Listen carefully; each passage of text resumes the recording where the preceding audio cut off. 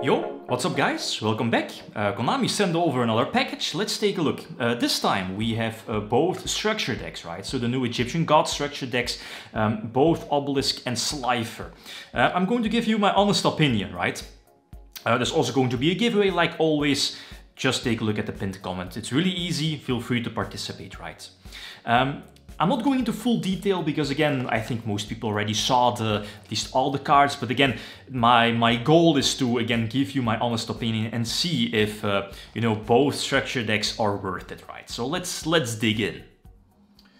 Alright, let's take a look at the Slifer one first, right? Again, Yugioh's boss monster, we all know these from the anime. I like the Slifer structure deck also. Soul Crossing is there to tribute summon your opponent's monsters away. Thunder Force attack, that's cool. I like the artwork of Millennium Seeker. Really cool card, reminds me of a Gravekeeper. Ultimate Divine Beast is there. This is a cool one. Again, basically giving you more tribute monsters on the field, I guess. I feel, again, if you're planning to pick up the structure decks, I feel this is an insta-3 of in any god deck, right? Same for like a Ra god deck and the Ra series. Reactor Slime next to stuff like Ra's Disciple and or Nimble Momonga from the structure decks.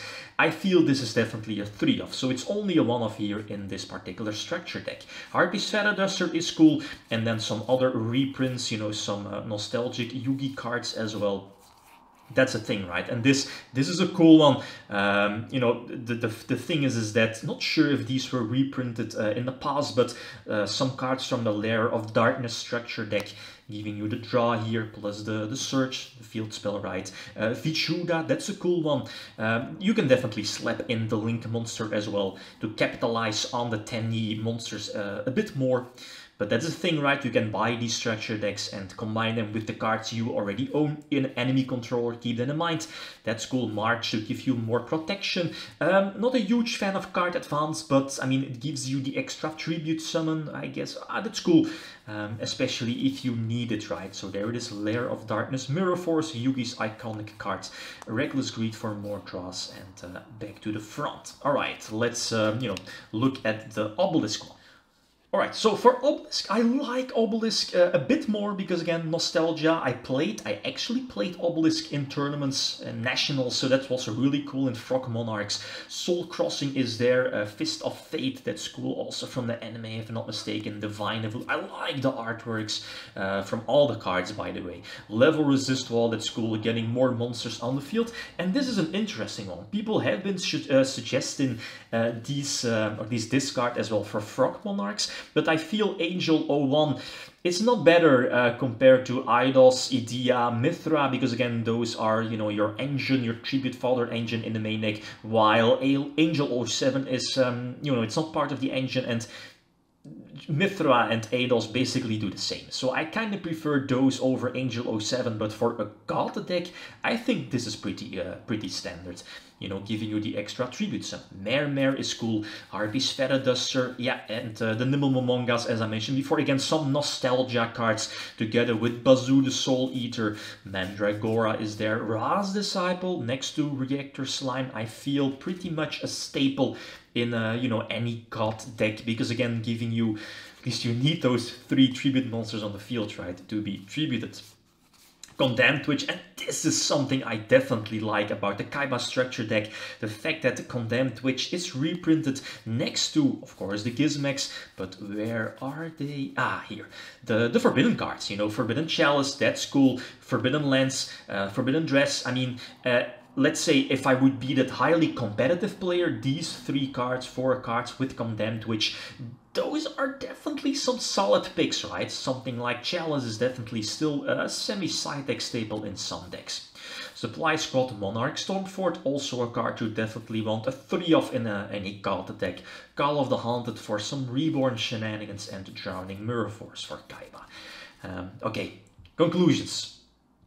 Alright, so are both these structure decks, are they worth it? I think so, for a couple of reasons, 2 actually. from one perspective, I think, keep in mind, these are structure decks. These are focused mostly, I feel, on the casual players, right? People who know the anime, who know Yugi, who know Kaiba, who like the God cards, because let's face it, the God cards are like, one of the most nostalgic cards, ever in this game's history, I guess. So it's heavily focused on that, the guy just picking up at least one of these, for example, or buying 3, right, splashing them together, or separately, Slifer versus Obelisk, and just pick them up and play. I think that's definitely a strength of both these decks. The thing is, though, as you just saw, there's you can basically buy one and just have a deck, Triple Nimble Momonga, Rise Disciple, and so on. So you can instantly pick these up. I feel it's a bit better to buy 3 and slap the cards together or put these cards together and make a deck and play like against your girlfriend. I'm definitely going to do that. I'm looking forward to that Slifer versus Obelisk. But it kind of reminds me of speed duels, right? Just pick them up, very easy to play, very straightforward to play, and towards a casual player, I think these are definitely worth it. Now, for a competitive player, are these worth it? I think so, but you have to, focus on a couple of cards. I feel the Obelisk structure deck is a bit better compared to the Slifer structure deck because of a couple of reasons. As I just mentioned, in the Obelisk, personally, I played Obelisk years ago in like Frog Monarchs. It wasn't that hard to get 3 3-bit monsters on the field, or monsters to be 3-bit, to get Obelisk on the field, protected with Hardened Armed Dragon, and there's stuff like Condemned Witch, the Forbidden cards, Dressed Chalice, and Lens as well in the Obelisk structure deck. So I'm personally feeling the Obelisk structure deck a bit more over Slifer, but then again, Slifer is again more iconic. It's Yugi's boss monster, Reactor Slime is there, enemy controller, and of course the Lair of Darkness card is the field spell, plus the monster discard itself, Surge the field spell. So I feel both are definitely worth it. They aren't really that expensive, but you are getting a lot for both, for both these structure decks. So